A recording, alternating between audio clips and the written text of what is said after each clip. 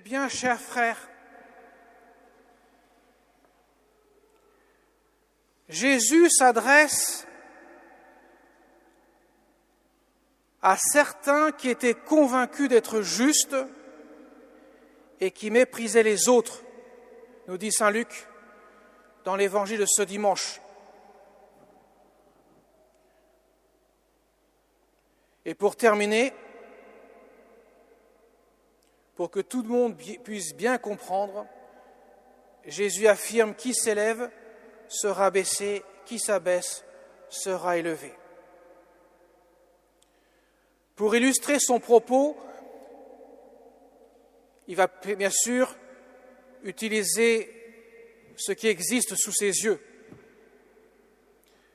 Un pharisien et un publicain. Autrement dit, on pourrait dire l'extrémité entre les deux factions des Hébreux que le peuple pouvait constituer. Les pharisiens, ce sont des hommes de la loi. Ils la connaissent bien. Ils sont censés la pratiquer, au moins extérieurement. En général, des gens très cultivés. Bien sûr, ils constituent l'élite du peuple hébreu, à n'en point douter, avec les Sadducéens, les scribes, les chefs des prêtres. Les publicains, c'est même pire que le peuple, qui était méprisé par les pharisiens, car les publicains étaient carrément des collaborateurs des Romains. Ce sont des Hébreux qui prenaient l'argent des Hébreux pour donner aux Romains. Vous imaginez ce que ça pouvait donner au sein du peuple. Ils étaient méprisés par tout le monde. Et forcément, ces gens-là étaient mis au rebut, infréquentables, et étaient considérés comme pires que des païens. Alors forcément, quand Jésus raconte cette parabole, je vous laisse imaginer la tête des pharisiens. Jésus ose dire que le publicain est plus juste devant Dieu que le pharisien.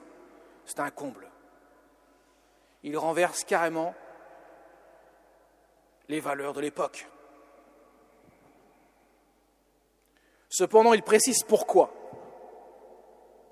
Parce qu'il ne faut pas s'arrêter à la lutte des classes. Il ne s'agit pas de cela. Jésus n'est pas un communiste. Jésus ne combat pas une catégorie de gens.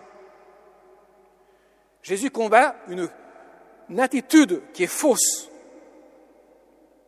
et qui est la traduction d'un orgueil, le péché par excellence, ce que le diable a institué dans le cœur d'Adam et Ève. Vous serez comme des dieux qui connaissent le bien et le mal. Autrement dit, vous êtes bien.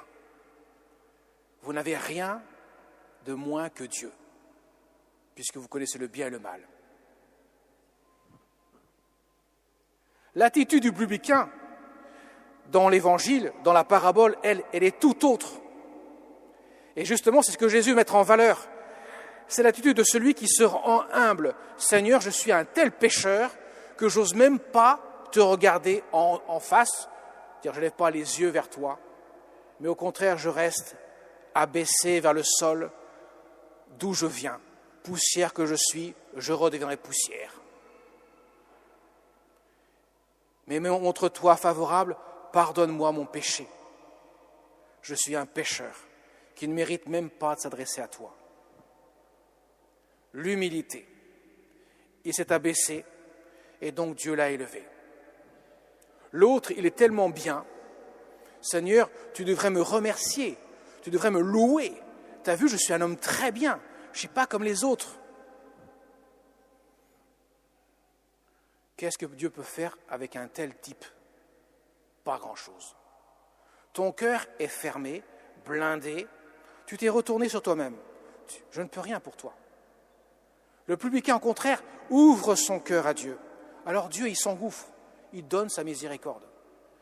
Car la vie spirituelle, ce n'est pas autre chose, si on pouvait la résumer, la condenser en un enseignement clair et précis. La vie spirituelle, c'est ouvrir son cœur à Dieu. car ce n'est pas moi qui fais les choses, c'est Dieu qui les fait en moi. Ce n'est pas moi qui me sanctifie, c'est Dieu qui me sanctifie. Ce ne sont pas mes mérites qui me valent le ciel, ils en sont incapables. C'est Dieu qui mérite le ciel pour moi. Et ça change tout. S'il y avait une personne qui pouvait éventuellement s'élever au-dessus des autres et le revendiquer, ça serait la Sainte Vierge Marie. Parce qu'on trouve en elle rien qui soit contradictoire à Dieu, à la volonté divine. Et pourtant, elle se reconnaît comme l'humble servante du Seigneur. Elle reconnaît que le Seigneur fit pour moi des merveilles. Saint est son nom. Autrement dit, elle dit, tout ce qu'il y a de bien en moi, je le dois à Dieu seul. En aucune manière, je peux me dire, Seigneur, tu as vu, je suis une femme qui est au-dessus des autres. Je n'ai pas un seul péché dans mon cœur. Pas du tout. Au contraire, elle fait comme le publicain. Seigneur, je m'incline devant toi. Alors, je n'ai pas de péché à demander pardon, parce qu'elle n'a pas de péché dans son cœur, bien sûr. Mais elle dit, je suis l'humble servant du Seigneur. Tout ce qui est en moi vient de toi. Le puissant fit pour moi des merveilles. C'est la traduction claire de cela. Ce que je suis, je dois à toi, Seigneur. Conclusion, mes chers amis. On peut se dire, moi je suis le publicain, moi je suis le pharisien. Pas du tout. Tout le monde est pharisien et tout le monde est publicain. On ne peut pas dire c'est blanc et noir. On n'est pas fait de blocs. On est tous un coup pharisien, un coup publicain. Autrement dit, cette parabole ne s'adresse pas aux pharisiens de l'époque seulement, elle s'adresse à nous aujourd'hui, car l'Évangile n'a pas été écrit pour les pharisiens de l'époque seulement, il s'adresse à tous les hommes, quels qu'ils soient. Et comme nous sommes tous pécheurs, nous avons du pharisien en nous. Parfois, nous pensons que nous sommes meilleurs que les autres. Autrement dit, nous sommes orgueilleux. Et parfois, nous rendons compte devant notre péché que nous sommes bien faibles et que sans Dieu, nous ne pourrions pas faire grand-chose.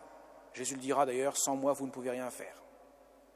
Autrement dit, mes chers amis, Jésus nous invite tous à nous convertir, à changer nos cœurs au lieu de se tourner vers soi-même, qui est le propre de l'enfermement qui donne l'enfer, se tourner vers les autres, ouvrir son cœur à Dieu et aux autres, afin que Dieu puisse faire son œuvre en nous. Ce qui veut dire clairement, comme la Vierge Marie l'expérimente dans son cœur, la sainteté, c'est laisser Dieu vivre dans mon cœur. Et tout ce qu'il y a de bon en moi, je le dois à Dieu et à Dieu seul. Par contre, tout ce qui est mauvais en moi, ça c'est moi, c'est pas Dieu. Alors demandons au Seigneur de nous éclairer avec l'intercession de notre Mère du ciel pour que nous puissions nous reconnaître petits devant Dieu. À l'image de ce que dit d'ailleurs Jésus, le Ben Sira le sage, le Seigneur parle à travers lui bien sûr.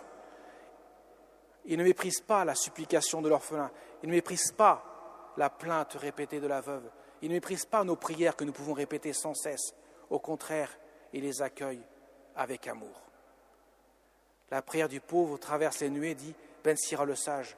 Et justement, c'est l'invitation à prier sans cesse pour que Dieu puisse faire son œuvre en nous. Et en plus, nous avons notre Mère du ciel, qui est notre refuge, notre soutien, qui n'a qu'une volonté de nous conduire jusqu'à Dieu. Amen.